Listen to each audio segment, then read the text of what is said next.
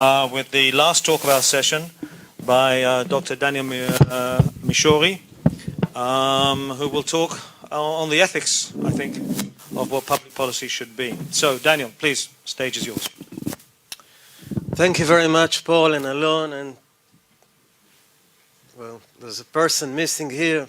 Thank very much, Shmulik Chen, who will come soon. I've changed the title of my presentation due to things that happened last week, so I focused now on EHS, and I'll explain why later. Yes. Last week on Wired magazine said, to these people, electronic devices are the enemy. Subtitle, electronic magnetic hypersensitivity isn't accepted as a medical diagnosis, but some claim they suffer from it anyway. So that's two important questions, the medical diagnosis to date, and that some suffer, and this is how some people use their laptop. The context is a failure of the precautionary principle. I will not explain the principle, but the context is that we are worried too much about the false positive, the fear of over-regulation of minor risk and regulation of non-existent risks, often due to unwarranted public fears, which means losing economic, environmental, and human health benefit associated with over-regulation, and the cost is the false negative.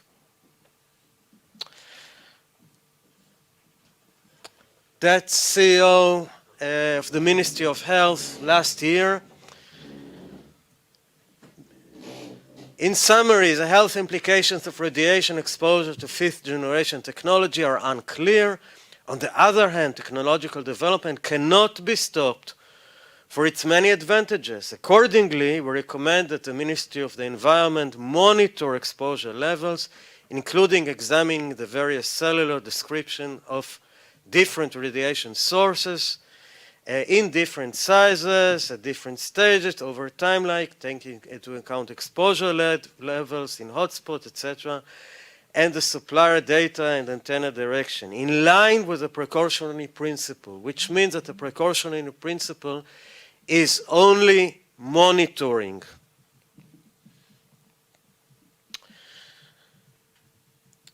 4G and 5G networks supposedly good for health since it enables remote diagnosis and surgeries and advanced medicine through big data and personalized medicine. This is a vision of high-tech medicine, along with genetic engineering and technological brain enhancement, which is, I think, a confusion between medicine and health.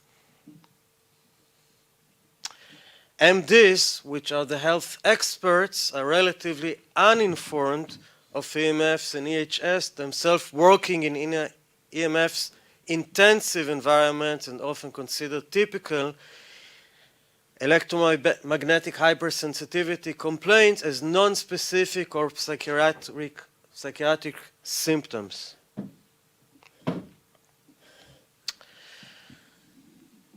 EHS saying we are the evidence. Now, my premise is that EHS is real, but I will discuss this premise later.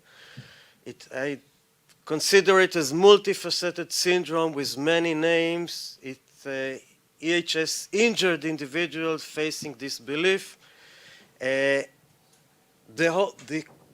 term EHS is somewhat misleading since it refers to the small number of people who realize the source of their injury, as if they are hypersensitive as not injured individuals whose injury should serve as canary birds like in coal mines. And they are also often sensitive to chemicals and other environmental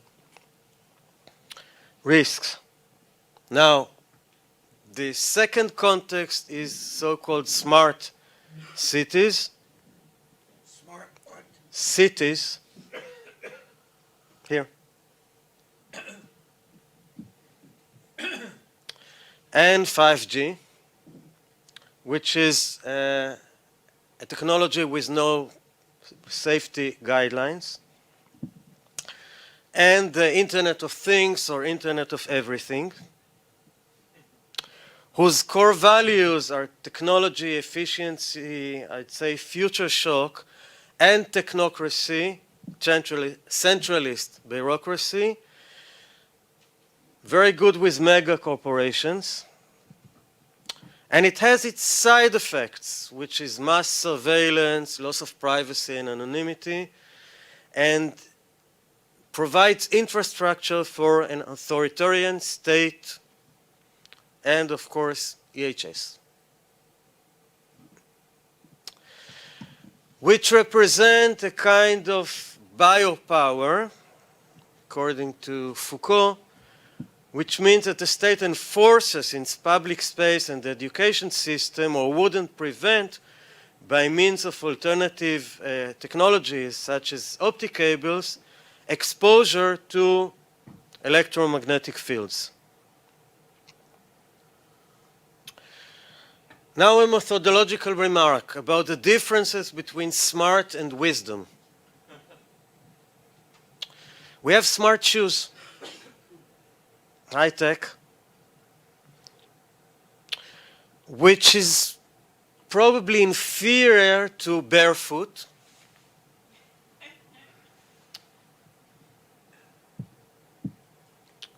And we have smart chairs,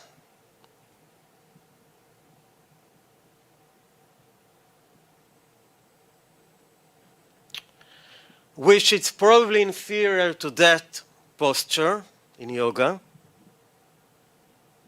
We even have smart toilets, which is inferior to this position, which is the way we were born. You can do it on one leg.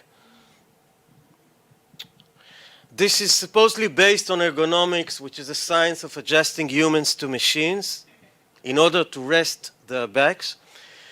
Now, my point here that there are some unconceived adverse consequences of technology which sometimes goes unnoticed. Now, I've mentioned unharmful technologies like shoes, chairs, and chair-like toilets. I discussed these things in length in my book, Firmness, about body consciousness and the environment. I will not make any more comments here, but my argument in this book is that our backs are supposed to be able to deliver wave-like movements, which is a basic of Tai Chi or Kung Fu.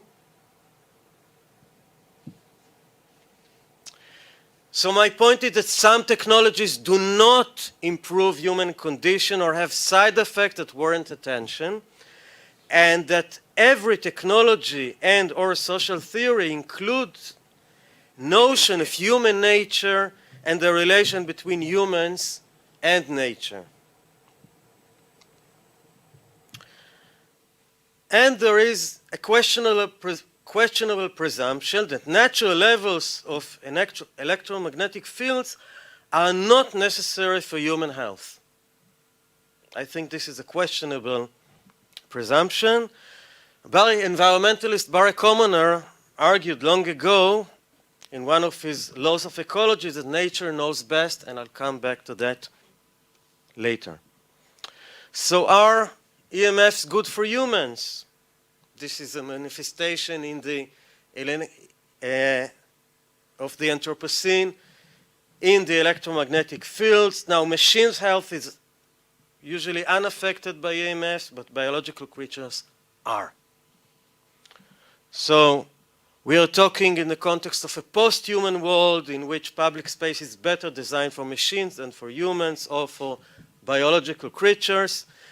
And this conforms with a vision of a transhumanist world in which future humans integrated with machines, cyborg, which presumably try to enhance humans by enhancing their brains. Now, I'm not a ludist. I adore some technologies like the bicycle. I'm talking about appropriate technology in the sense of Ernst Schumacher, small is beautiful, and not only because of myself. Now, some for relevant considerations. We should have an ethics of technology, part of which is a precautionary principle, and environmental ethics, and public space ethics, and business ethics, and social responsibility. But I'll focus here about human rights and democracy, and then commons and enclosure, and bioethics and medical ethics, and especially about discursive ethics in science and academia. A word about the commons. Commons are resources belonging to all or to a group. An enclosure is privatized, nationalized, or destroyed commons. And by that I mean also public space, the air, and natural EMF. And enclosed commons is withdrawal of rights which we previously had regarding that enclosed commons. Regarding public space ethics, should we alter natural EMF? Who should decide? This is the point in administrative justice. Which values counts? And there are, of course, questions of distributive justice, which I will not discuss here. Procedural justice is the main thing, and I'll come back to that later. And of course, according to which values. The environmental ethics point is that we have several perspectives. We have the anthropocentric, biocentric, and ecocentric perspective, because insects and trees and other biological creatures are also affected by EMFs. And we fail to consider that yet. I want to focus on human rights, which first of all is the right to live, which is derived from the idea of the essential autonomy and dignity of persons. And we're talking about derivative rights, for example, the right to health, and therefore environmental rights to environmental minimum, which is freedom to live and work in a healthy environment. And the EHS is below that minimum. We also speak of right to freedom, and its derivative, freedom of movement, which Amir, for example, is deprived of most of the time. And we are also talking about privacy and anonymity, of which I spoke before. Now, derivative human rights should also be the right to public space, because if I'm being injured in public space, that jeopardizes my right, and also the right to nature, including natural state of affairs, natural levels of radiation, natural levels of noise, and I would love to discuss with Stinian later because I'm noise sensitive. And from human rights, we arrived in democracy. Now, according to Asa Kasher, in any democratic state regime, but not in non-democratic state, there are fair arrangements for two types of resolving conflict between citizens. Civil rights arrangements, which allow the citizens to behave largely as they see fit in the face of conflict between him and others, or her and others, and the collective decision-making arrangement which allow to elect representatives, to hold votes and decide public conflicts. With this, we do not have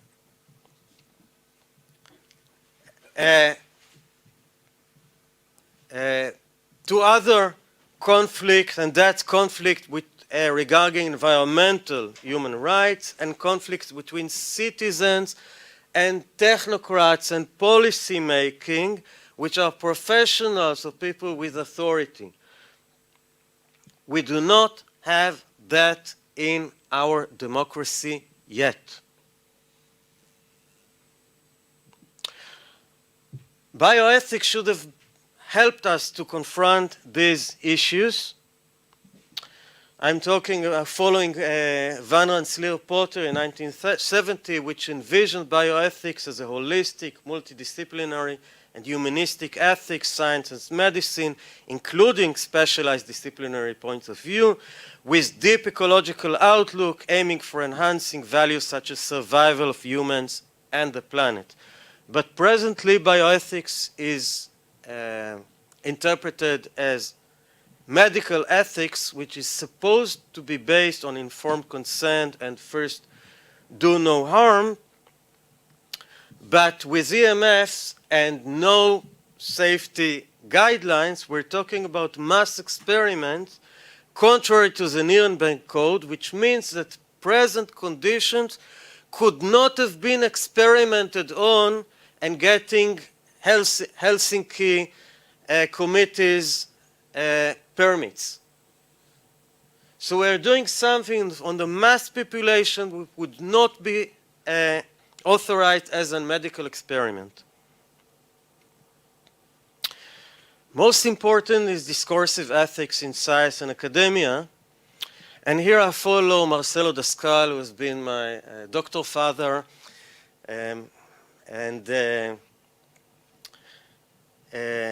he did an excellent work on the discourse of science, and he distinguished between discussion, dispute, and controversy, which is essential for our discourse here. In discussion, we look for truth, but the discussion takes place when we have shared premises about reality. For example, within disciplines. Controversy also aims at truth, but it tends to spread because we realize we have no shared premises, or we do not agree on the methodology, the expert, the standard, the concept, etc. Dispute is not about truth. It's about winning against our adversary in the eyes of a third party. For example, during a court argument. Suppressed controversies is suppressed science. It becomes scientism, which is the same religious dogmas, which are presented as science, but if we do not take the real, if we do not debate the issues, it's just about believing that the expert is right or wrong. Now, EHS is a controversy involving serious human rights and health considerations, which is presently suppressed. Conclusion and further comments. EMFs and EHS pose serious challenges to human rights and democracy. We need to reconsider EMFs and EHS from the perspective of ethics, especially bioethics, business, environmental, and public space ethics. We face the failure of environmentalism for the simple reason that there are no real safety guidelines. EHS faces the same disbelief and outright deception that other pollutants received in the past, and the same thing for lead street lighting, following your example. In Israel, only two small environmental NGOs discuss EMFs and 5G, which is EHS Israel, represented here by Maya and Amir, and the water keepers, which have this subgroup EMF keepers. Others, major environmental groups, do not discuss EMFs. The debate whether EHS is real is failure to rethink established paradigms in medicine and science. It is failure to acknowledge personal accounts of informed people. It represents biases of centralist technocracy and business interest. It is a failure to incorporate into science long-established data, for example, regarding radar and microwaves. It is overemphasizing epidemiology in highly polluted, complex environment, which is where it is difficult to establish causality over other types of arguments. It uses disputes like strategies and not honest scientific controversies. For example, preliminary studies showing the mechanisms of EMF injuries and prevalence of problems are often explained away, and we keep hearing this, that the more antennas, the less radiation from each source, which is true. But I heard this argument for the first time 20 years ago. This argument is made for decades, but how much is the total exposure? How much will increase in the future? And we have multiple sources of radiation, including now smart meters and other IoT applications, including baby applications. So focusing on antennas is thus sometimes a diversion. We face also silencing the debate and ridiculing the opponent. This is an event which should have taken place today, but was cancelled due to reasons which we haven't received yet. But Paul was supposed to be speaking, and Yael was supposed to be speaking at that event, and Amir and Maya and myself, 5 out of 7 speakers, and this event was cancelled and, well, I guess postponed only. We face also failure of disciplinary science. Disciplinary science presumed that reality could be divided into disciplines and sub-disciplines without losing the bigger picture. In each discipline, we have experts who received almost total power to maintain truth in their respective domain, and thus excluding other experts and non-experts. This is one of the reasons that it is very difficult to argue within the scientific communities about EHS. And belief in this system of disciplinary science and academia is scientism. It's a belief of scientists, semi-religious worldview, because we have no scientific evidence that bifurcating science and making expertise in sub-disciplines is the best way to consider our present problems in different areas. But it works very well with centralist technocracy. It violates the Mertonian norms and values of the academic community, such as communalism and universalism and disinterestedness, and especially of organized skepticism. The solution that the scientific community should engage in cross-disciplinary controversies, starting, let's say, with EHS and EMFs. I would rather have questions that can be answered and answers that can be questioned. That is Richard Feynman. But there are questions that are not asked. For example, most of you heard of sola docet facit venenum, which is Paracelsus, 16th century science, which claims that all substances are poison. There is none which is not a poison. The right dose differentiates a poison from a remedy. Which is a failure to know that some substances or exposures are harmful, and therefore exposure should be limited to the absolute minimum, for example, in the case of dioxins, heavy metals, and EMFs. And also failing to know the difference between acute exposure and accumulative exposure, which is the essence of environmental science. But this maxim is still, present medicine is still based on this maxim and not on this refinement by environmental science. We have similar cases with other controversies I've investigated, and I'll mention only one which is also considered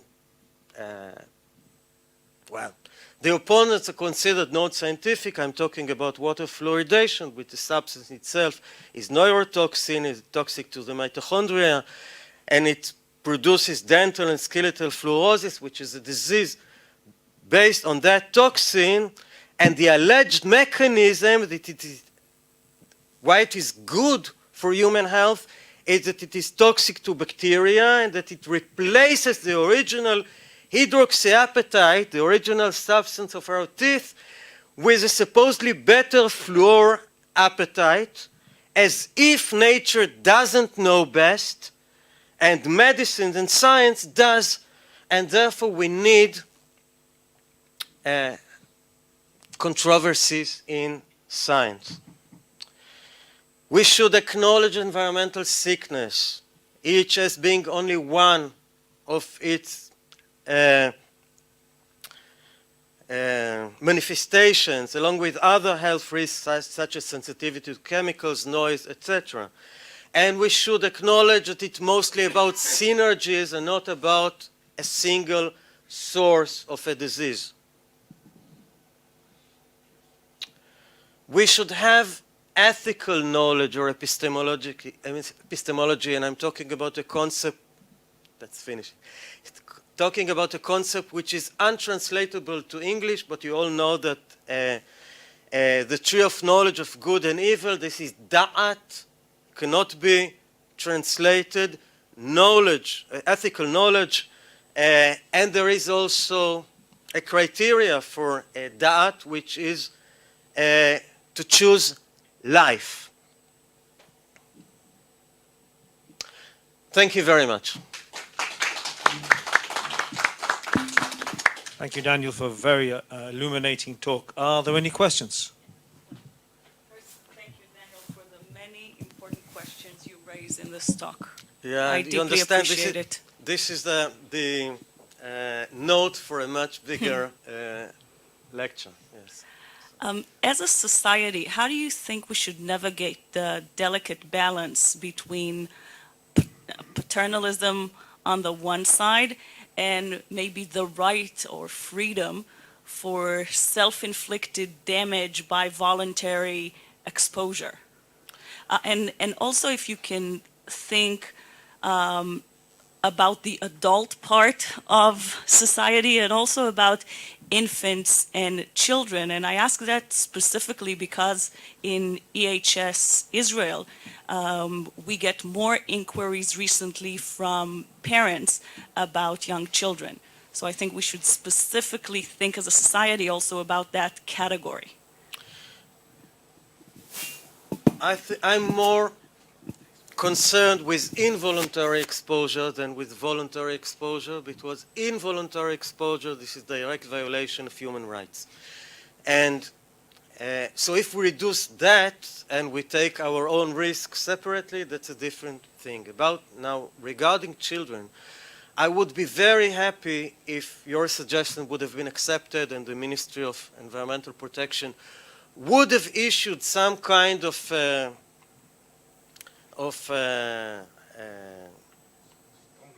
strong notice to, especially for children and in the education system, about the health risk associated with EMFs in general and with personal usage of mobile phones in particular, because I'm unable to deliver the message to my own two daughters who are now teenagers.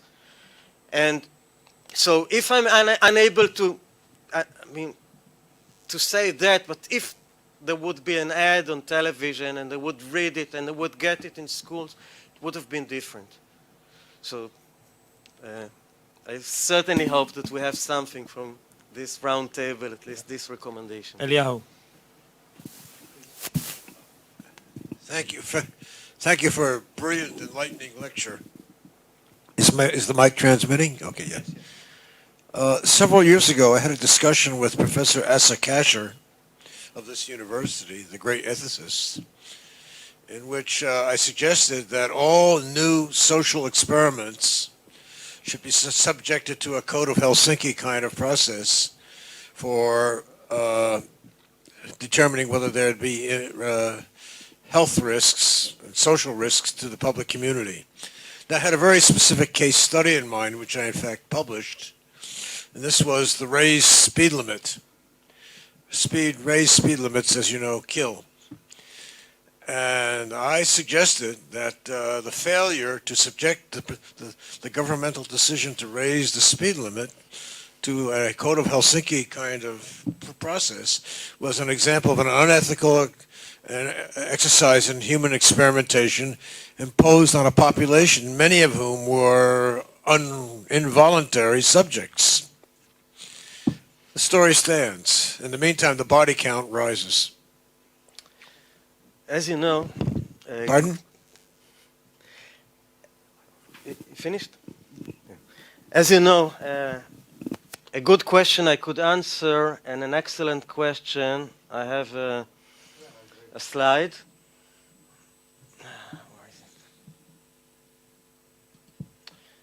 This is a slide I didn't read from Tnuda from December 10th, just recently.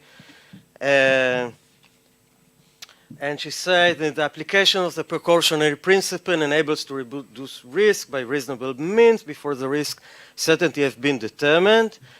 And the process of assimilating 5G technology might, much like decision-making process in other areas of a democratic society, a wide range of factors, including social, economic, health, technological, and other factors must be taken into account. For the sake of illustration, and without comparison, if we look at the field of transport only in the health context, there is no doubt that given the risks involved, air pollution or road accident, the use of this technology should be discontinued. However, there is no risk avoidance policy in this regard, for example, by avoiding the use of transport vehicles, but a policy is being taken to reduce risk through regulatory oversight, education, and more. Now, I disagree with Tnuda on 5G in 5G, and in this example in particular, because I think we should have taken serious steps in order to reduce injuries from transport, including air pollution and traffic accidents, that we could have done it. And the fact that these steps are not being taken, for example, the fact that we still didn't take off the road all the diesel powered vehicles is proof that not enough precautionary measures are taking place. Especially when the diesel companies lied. Yes. Okay. I just want to thank Shmulik, who wasn't here before, because he inspired me to become an environmentalist and an activist 25 years ago. So I'm very happy he's here today. And with that comment, we will close the session. I would like very much to thank all the speakers. They have been very intriguing and very interesting talks.